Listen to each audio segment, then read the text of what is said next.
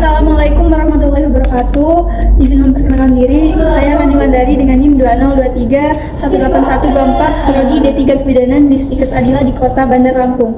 Di sini izinkan saya untuk membawakan tugas mata kuliah kewarganegaraan yang diampu oleh Ibu Yonawati SHMH membahas tentang geopolitik Indonesia.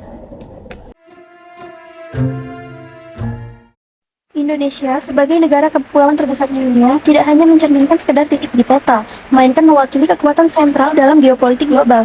Dengan letaknya di persimpangan antara Samudra Indonesia dan Pasifik, Indonesia geografisnya yang strategis memberikan kontribusi signifikan dalam membentuk dinamika politik, ekonomi, dan keamanan di tingkat internasional. Bersamaan pula letaknya di jantung Asia Tenggara memberikan Indonesia keuntungan geostrategis yang tidak dapat diabaikan, sehingga menjadi pusat kebijakan dan stabilitas di kawasan ini.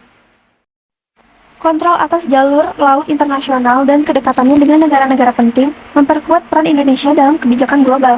Dalam skala global pula, Indonesia memahami dan merespon dinamika hubungan antar negara, terutama dengan kekuatan besar di kawasan dan dunia. Keterlibatan aktif dalam organisasi internasional seperti ASEAN, PBB, dan G20 tidak hanya memperkuat citra global Indonesia, tetapi juga meneguhkan peran negara ini dalam menyumbangkan ide dan solusi bagi tantangan-tantangan global.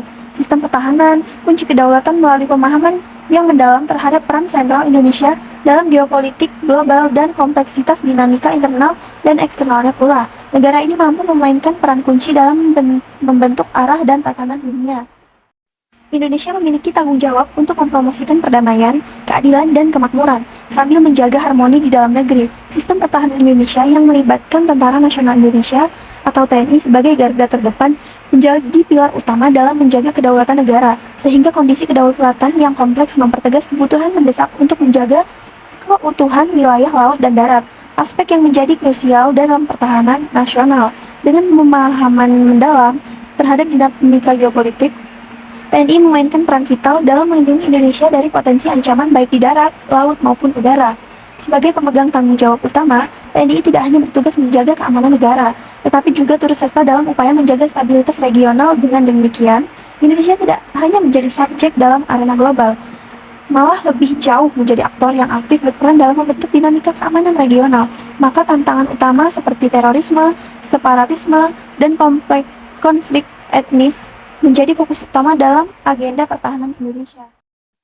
Untuk menghadapi tantangan ini, kerjasama antara aparat keamanan dan masyarakat menjadi imperatif. Stabilitas keamanan internal tidak hanya menjadi tujuan utama, tapi juga menjadi katalisator yang mendorong pembangunan dan pertumbuhan ekonomi berkelanjutan dalam konteks hubungan internasional. Indonesia aktif dan berperan penting dalam diplomasi regional dan global. Keanggotaannya dalam organisasi seperti ASEAN, PBB, dan G20 bukan hanya menegaskan keterlibatan aktifnya, tapi juga membuka pintu peluang untuk kerja sama ekonomi dan politik.